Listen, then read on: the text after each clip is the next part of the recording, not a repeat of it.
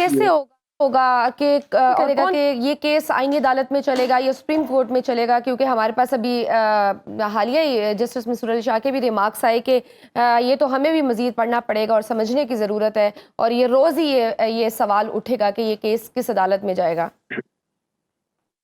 तो कन्फ्यूजन बढ़ नहीं देखिए बात जाएगी? ये है कि देखिए केस की जो नौइयत है, जो मैं वकील तो नहीं हूँ, लेकिन जितनी मालूमात मुझे इस अमेंडमेंट की तैयारी के हवाले से जो मौका मिला और जो इसे पढ़ के हम्म। समझने का मौका मिला, बात ये है कि जो आईनी मामलात हैं, कॉन्स्टिट्यूशनल मैटर्स हैं, वो आपके आईनी अदालतों में जाएँगे।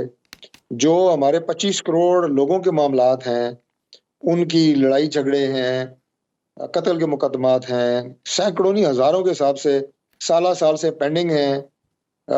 डकैत जो हैं वो ज़मानतें लेके बाहर फिर रहे हैं, और उसके अलावा लोगों की प्रॉपर्टीज़ के मामलात हैं, केस करने वाले मर गए हैं, केसों के फैसले नहीं हो रहे, वो सारे फैसले हमारी सुप्रीम हम्म। कोर्ट करेगी और लोगों को रिलीफ देगी इंशाल्लाह।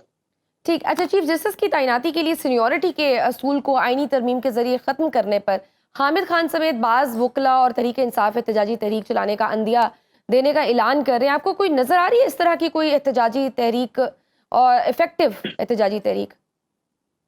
जी, इफ़ेक्टिव एहतजाजी तहरीक बिल्कुल भी नहीं चलेगी। हम्म। हामिद खान साहब वकला से ज़्यादा बहुत ही मेरे लिए काबिल एहतराम है, उनका बड़ा नाम है हम्म। वकालत में, लेकिन वो वकीलों से ज़्यादा पीटीआई के नुमाइंदे हैं, और पीटीआई ने ज़ाहिर है हमारी मुखालफत करनी ही करनी है, इसलिए उन्होंने ये कहना ही कहना है जो वो कह रहे हैं। लेकिन असल बात ये है कि इस बात के ऊपर ना ये कोई अनोखा काम है कि पैनल में से अब आप मुझे ये बताएँ कि मैं पाकिस्तान की नहीं, मैं किसी भी दुनिया के मुल्क की बात करता हूँ कि सीनियर मोस्ट जज वो आ जाता है जो हम्म। अपनी एडमिनिस्ट्रेटिव स्किल्स के हवाले से, अपनी काबिलियत के हवाले से चीफ जस्टिस बनने की अहलियत नहीं रखता। तो क्या सिर्फ इस बात पे उसे चीफ जस्टिस बन जाना चाहिए कि वो सीनियर तरीन है? ये क्या मेरिट है कि सीनियर तरीन है? यानी मेरिट तो ये है ना कि best out of the best.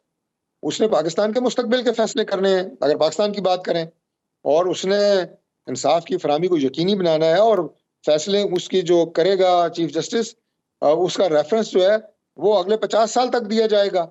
तो मेरिट काबिलियत होनी चाहिए या मेरिट उम्र होनी चाहिए, ये आप मुझे बता दें।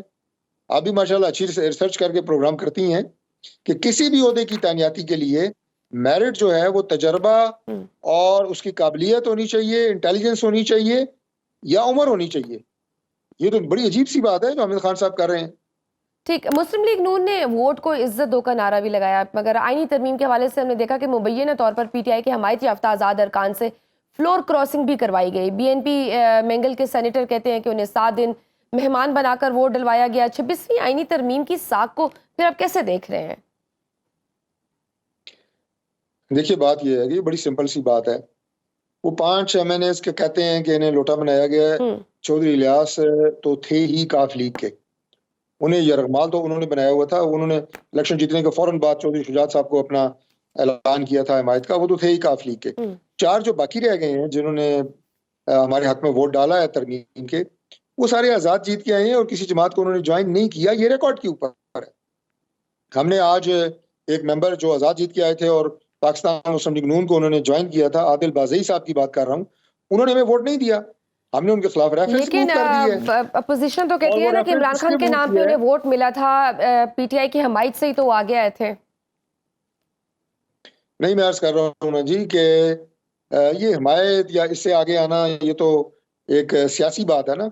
मैं टेक्निकल बात कर रहा हूँ कि क्या उन्होंने इलेक्शन जीतने के बाद तहरीक इंसाफ को या सुन्नी इत्तेहाद काउंसिल को ज्वाइन किया था? नहीं किया हम्म। था। अगर किया होता तो आज तहरीक इंसाफ ये ना कहती कि हम इनको अपनी जमात से फारिग कर रहे हैं।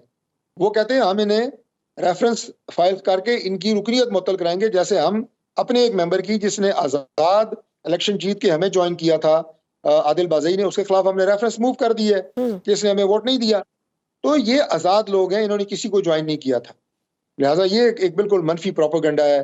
और जिन सेनेटर साहब की आप बात कर रही हैं मैंगल ग्रुप के, जी जी। उन्होंने प्रेस कॉन्फ्रेंस के बाद फिर उन्हें तरदीद ये भी कर दी। बताया है कि प्रेस कॉन्फ्रेंस मुझसे जबरदस्ती करवाई गई है। मैं इससे ज्यादा क्या इस पे बात कर सकता हूँ।